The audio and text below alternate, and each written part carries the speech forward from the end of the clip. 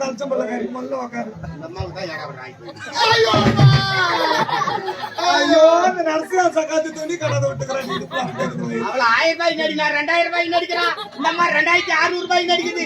யாருக்கு தான் சம்பளம் ஏத்திட்டே தெரியவா? இதுக்கு மேல யாருக்கும் சம்பளம் ஏத்துற மாதிரி இல்ல.